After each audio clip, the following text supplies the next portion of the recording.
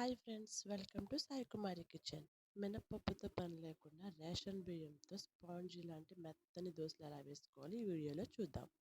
దానికోసం ముందుగా కావాల్సింది ఒక గ్లాసుడు బియ్యం 2 గంటల ముందు నానబెట్టుకోవాలి. అలాగే ఒక గ్లాసుడు పెరుగు కూడా కావాలను. 2 గంటల ముందు నానబెట్టిన బియ్యాన్ని శుభ్రంగా కడుక్కొని మిక్సీ గిన్నెలో వేసుకోవాలి. వాటర్కి బదులు ఒక గ్లాసుడు పెరుగు వేసుకొని రుబ్బుకోవాలి. పెరిగేసుకోవడం వల్ల అట్లు చాలా కమ్మగా ఉంటాయి. పెరుగు పోసుకొని బియ్యాన్ని దోసల పిండిలా మిక్సీలో ఆడుకోవాలి. వీడియోలో చూపిన విధంగా దోసల పిండిలాగా మిక్సీ పెట్టుకోవాలి.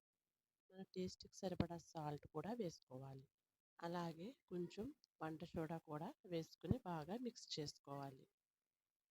బాగా మిక్స్ చేసిన ఈ దోసల పిండితో ఇప్పుడు మనం దోశలు వేసుకుందాం. అట్లు పోసుకుని అట్ల పెనం పెట్టుకుని బాగా హీట్ చేసుకోవాలి. బాగా వేడి అయిన తర్వాత అట్లు పోసుకోవాలి. ఈ దోశలకి కట్ చేసిన ఆనియన్స్ వేసుకుంటే అట్టు చాలా టేస్టీగా బాగుంటుంది. ఈ దోశకి ఆయిల్ కూడా తక్కువ పడుతుంది, ఎందుకంటే మనం పెరుగుతో రుబ్బుకుంటాం కాబట్టి. ఫస్ట్ టైం నా వీడియో చూసినట్లయితే ప్లీజ్ అండి లైక్ చేయండి, సబ్స్క్రైబ్ చేయండి, షేర్ చేయండి. అట్టు బాగా ఎర్రగా కాలిన తర్వాత తిప్పుకోవాలి. అంతే, మెత్తగా ఉండే స్పాంజ్ లాంటి దోశలు రెడీ. మీరు కూడా ఈ దోశలు ట్రై చేయండి, మీకు తప్పనిసరిగా నచ్చుతాయి. ఈ వీడియోలో చూపించిన చట్నీ నా స్టైల్లో ఎలా చేస్తానో నెక్స్ట్ వీడియోలో మీకు చూపిస్తాను. నెక్స్ట్ వీడియో కోసం ఎదురు చూస్తూ ఉండండి. Bye bye.